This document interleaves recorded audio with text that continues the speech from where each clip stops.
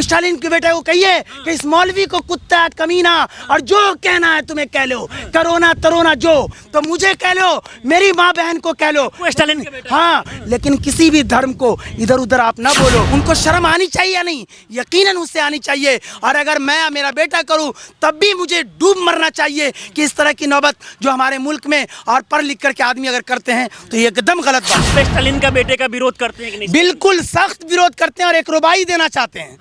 अरे अपनी परंपरा को नीलाम कर रहे हो क्या? राम उससे खुश हैं जो काम कर रहे हो? हाँ, राम राम चीची को आम कर रहे हो। हाँ, राम राम चीची को आम कर रहे हो। अपने वतन को खुद ही बदनाम कर रहे हो। अपने आम माफी मांगे और यहाँ के अच्छे माफी मांगे। वो स्टालिन के सगे बेटे जो उदयनिधि चाहते हैं कि वो माफी मांगे। यकीनन मांगे। और यकीनन मैं कह रहा हूँ कि धर्म से आदमी जो है ऐसा जुड़ा होता है कि जान देना भी फख्र महसूस करता है। सनातन धर्म डेंगू मलेरिया की तरह है और इसे जड़ से खत्म कर देना चाहिए। देखिए, ये बात हम नहीं कर रहे हैं, बल्कि तमिलनाडु के मुख्यमंत्री एमके स्टालिन के बेटे उदयनिधि की तरफ से बयान दिया गया है। और इसके बाद पूरे देश भर में अगर देखा जाए तो सनातनियों की तरफ से उनका विरोध किया जा रहा है। इस बीच हमारे साथ बिहार के एक मौलाना है जो उदयनिधि के इस बयान का विरोध कर रहे हैं। ये बताइए कि आपको तो खुश होना चाहिए कि कहीं ना कहीं स्टालिन के जो बेटे हैं वो हिंदू धर्म को टारगेट कर रहे हैं, सनातन को टारगेट कर रहे हैं, लेकिन आप मुस्लिम हैं फिर भी उनका विरोध कर रहे हैं। नहीं, इस्लाम धर्म जो प्रॉफिट मोहम्मद सल्लल्लाहु अलैहि वसल्लम है, उनका ये पैगाम है कि किसी भी धर्म को बुरा भला न कहो। तो आप प्रॉफिट मोहम्मद जो इस्लाम धर्म के पौधा लगाने वाले हैं, तो उनका ये है। और मैं इस्लाम का छोटा मोटा धर्म गुरु कह लिया जाए तो ये जब ये तालीम दे रहे हैं तो ये कहना कि मज़ा आएगा, ये सब हरगिज़ नहीं। बल्कि जो भी पढ़े लिखे इंसान होंगे वो ये जानते हैं कि मज़हब कोई भी हो सच्चाई और अच्छाई की दावत देता है। इस लिहाज से थोड़ी से रिफाइन करके मैं समझा दूं कि अगर मैं इस्लाम मज़हब का मानने वाला हूं, मैं गलत हो सकता हूं, इस्लाम नहीं। मुसलमान हूं मैं, मुसलमान में से ये आसिम गलत हो सकता है, मुसलमान नहीं। तो यकीनन जो एक उन्होंने ये लफ्ज़ कहा है, ये जब मैंने सुना तो यकीनन मैं भी और अक्सर लोग जो धर्म के जितने भी धर्म गुरु लोग हैं, जिस धर्म के भी वो लोग और हम लोग भी समझाते हैं, लोगों को कहते रहते हैं कि अगर हमारे और आपकी जान को ख़तरा हो, अगर हमारी और आपकी जान को ख़तरा हो तो ईश्वर दुनिया बनाने वाले के नाम पर कुछ गरीब इंसान को कुछ देकर अपनी जान को बचाओ। तो उससे ईश्वर आगे आने क्या क्या घटना आपके हमारे साथ घट सकती है, ईश्वर बचाएगा। और हमारे और आपके धर्म को खतरा हो तो जान देकर अपना धर्म को बचाओ। तो यकीनन इस मुल्क में कई धर्म के लोग रहते हैं।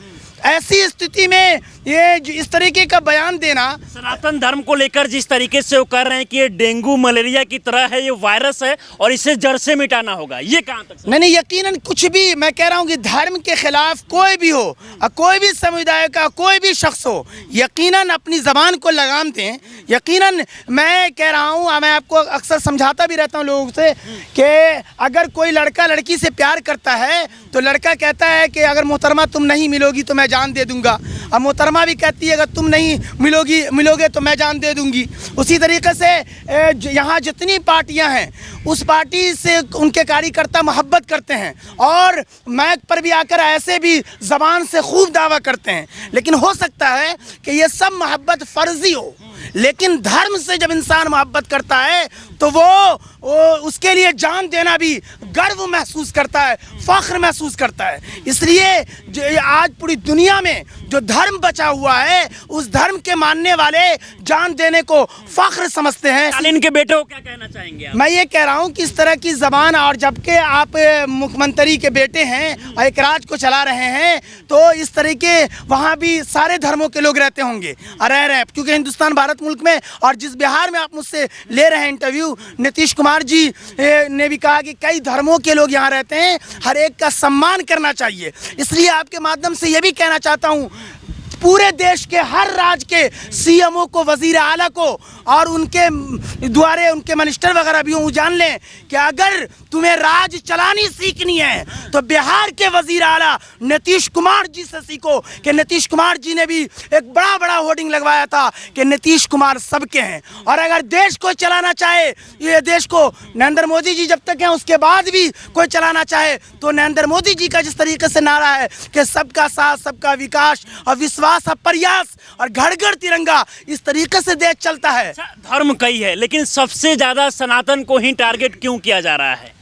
नहीं, मैं ये नहीं कह रहा हूँ सबके साथ। इससे पहले अगर इस्लाम पर बयान देती है नुपुर शर्मा तो पूरे देश में बवाल मच जाता है, लेकिन स्टालिन के बेटे जब सनातन धर्म को कहीं ना कहीं नीचे दिखाने का प्रयास करते हैं तो उनका उतना विरोध नहीं किया जाता। नहीं, यकीनन आप कह रहे हैं, लेकिन मुस्लिम है फिर भी स्टालिन के बेटे का बिल्कुल, क्योंकि यहाँ कई धर्मों के लोग रहते हैं, एक दूसरे का लोग सम्मान करते हैं और करना ही चाहिए। और मजहब के हर धर्म गुरु का भी एक ताल्लुक होता है, और मजहब बनाने वाले, दुनिया बनाने वाले से किसी को कोई इख्तिलाफ नहीं है, सबका मालिक एक है। जात और धर्म में दुनिया बटी हुई है। दुनिया बनाने वाला, संसार बनाने वाला एक मर्द और एक औरत से पूरी दुनिया को सजाया है। तो यकीनन मजहब जो है, इंसानियत का मजहब सबसे बड़ा मजहब है। इसलिए आज से ये दर्श मिला, कि ये सबक मिला कि किसी भी धर्म वाले को बुरा भला ना कहो। ऐसे मौके से ये सब तो अलग। अभी आप स्टालिन का बेटे का विरोध करते हैं कि नहीं? बिल्कुल सख्त विरोध करते हैं, और एक रुबाई देना चाहते हैं कि अपनी परंपरा को नीलाम कर रहे हो। हमारे देश की ये परंपरा हरगिज नहीं रही। एक दूसरे की इज्जत और सम्मान यहाँ के हर लोग करते हैं। इसलिए आपने देखा होगा कि यहाँ जो बाबा सब आए, बाबा जी बागेश्वर धाम वाले, तो उसमें मजबूती से मैं भी खड़ा रहा कि आ रहे हैं तो एक दूसरे का सहयोग देना। यहाँ पर पटना में खड़े हैं, मंदिर है, एक तरफ अगर बाएं तरफ मंदिर है तो दाएं तरफ मस्जिद है, और गुरुद्वारा भी है, और यहाँ पे कई हैं। मैं देने ये जा रहा हूँ कि अपनी परंपरा को नीलाम कर रहे हो। अरे अपनी परंपरा को नीलाम कर रहे हो। क्या राम उससे खुश हैं जो काम कर रहे हो? हाँ, राम राम छी छी को आम कर रहे हो।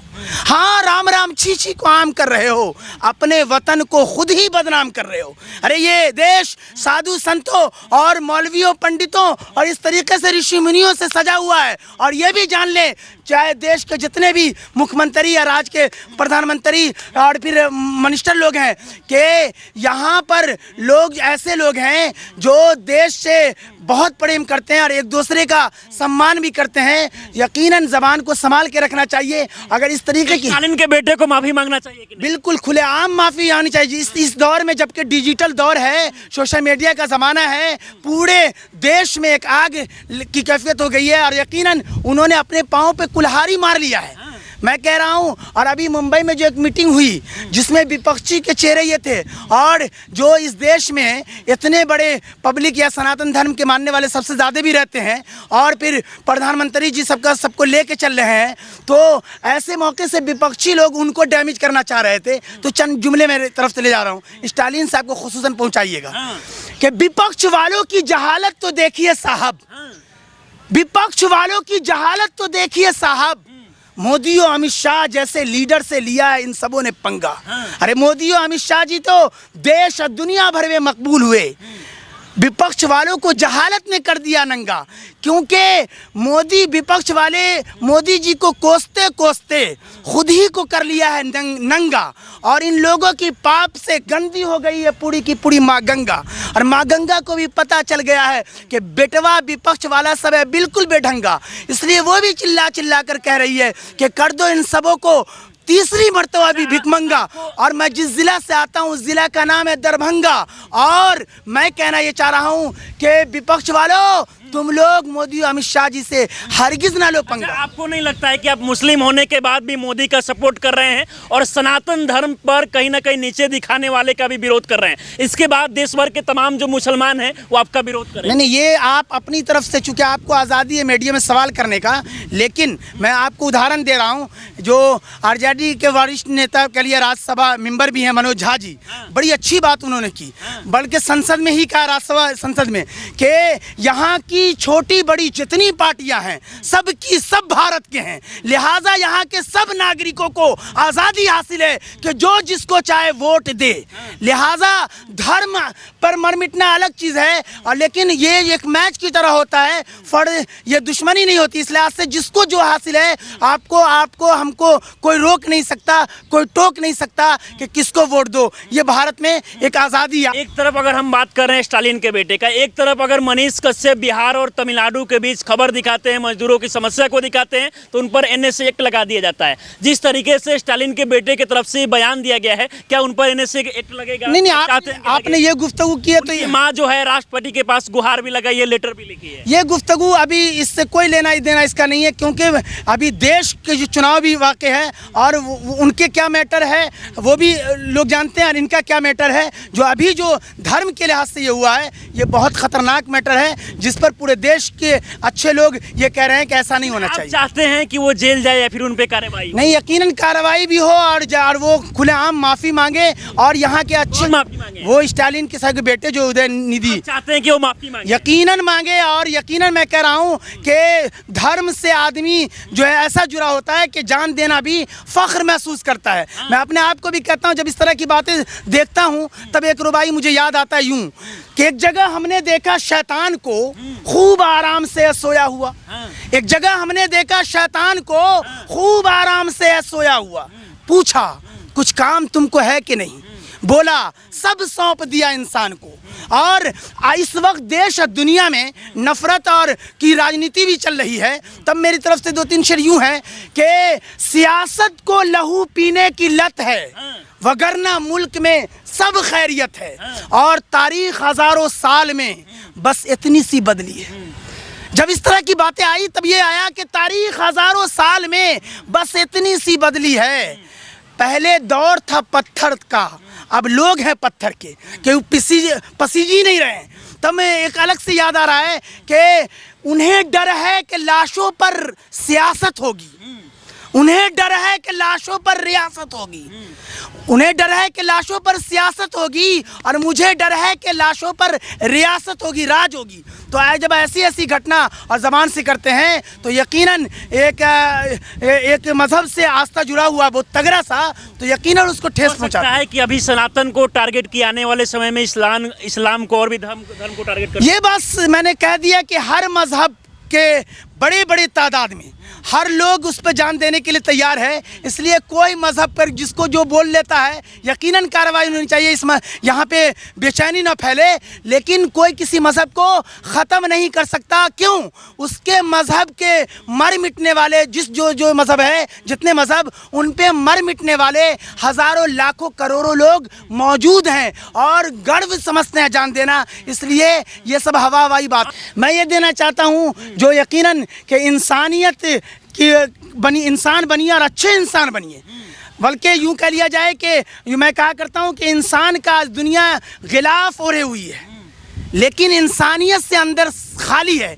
कहा मैंने एक शेर कहा था कि गर बसूरत आदमी इंसा बूदे, फारसी का शेर है कि गर बसूरत आदमी इंसा बूदे अहमदो बूजहल हम यकसा बूदे, कि अगर सूरत व शक्ल के एतबार से आदमी इंसान होता तो प्रॉफिट मोहम्मद और उनके दौर में अबू जहल थे, उसमें कोई फ़र्क ना होता। तो यकीनन अच्छे इंसान बनिए। और इस मुल्क की खूबी है कि एक मज़हब वाला दूसरे मज़हब को काम आता है। और यहाँ पटना में खड़े हैं तो ठीक हमारी इस तरफ मंदिर, मस्जिद और गुरुद्वारे, गिरजाघर और कई मज़हबों का संगम ये मुल्क है। इसी लिहाज से आज भी हमारा मुल्क सारे जहाँ से अच्छा है। मैं सारे नेताओं को एक बात कहना चाहता हूँ, जब इस तरह की नौबत आती है तब मुझे कहना है कि तौबा करने को गया था कौम का लीडर कोई, संगबारी के लिए शैतान की जानिब गया, एक पत्थर मारने पर ये सदा उसने सुनी, तुम तो अपने आदमी थे, तुमको आखिर क्या हुआ।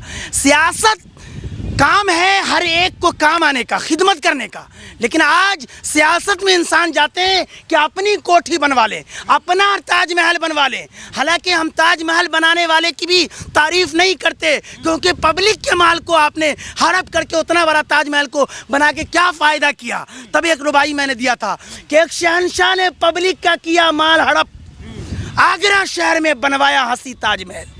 अरे अब तो इस दौर के लीडर भी शहंशाह हुए, हर कोई अपना बनाने पर तुला है एक महल।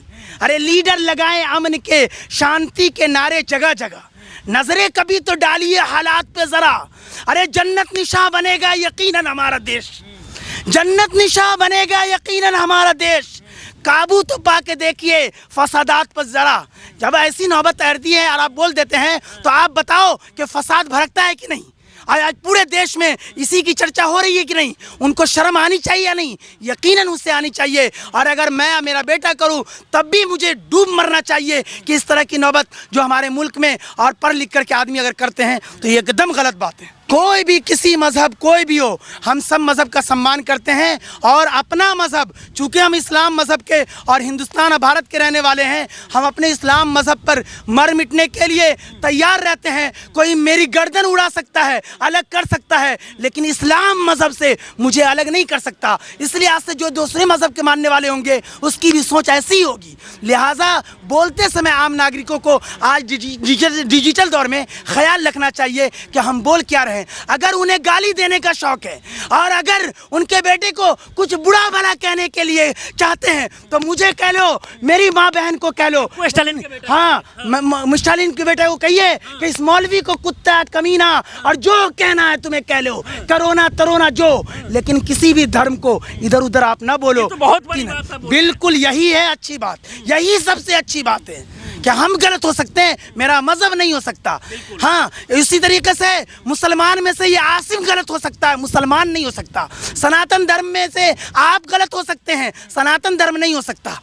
तो इस तरीके से मजहब पर मर मिटने वाले लोग मौजूद हैं। यकीनन आप किसी भी धर्म को कहीं ना कहीं नीचे नहीं दिखा सकते हैं और उसे मिटाने का बात नहीं कर सकते हैं। बाकी स्टालिन के बेटे उदयनिधि की तरफ से जब से बयान आए हैं, पूरे देश भर में सनातन के लोगों के द्वारा उनका विरोध किया जा रहा है और अब कहीं ना कहीं तमाम मुस्लिम और मौलाना भी जो है उनका विरोध कर रहे हैं, क्योंकि किसी धर्म को आप इस तरीके से टारगेट नहीं कर सकते हैं। बाकी यहाँ पर कुछ लोग हैं, एक दो लोगों से भी हम बात कर लेते हैं। क्या कहना चाहेंगे? स्टालिन के बेटे की तरफ से कहा गया कि सनातन धर्म जो है डेंगू मलेरिया की तरह है, इसे वायरस को हटाना होगा। देखिए, दरअसल ये तो बात गलत है। किसी भी धर्म के बारे में मतलब कुछ बोलना नहीं चाहिए, चाहे वो धर्म हिंदू हो चाहे मुस्लिम हो। किसी धर्म के बारे में कुछ नहीं बोलना चाहिए। हाँ।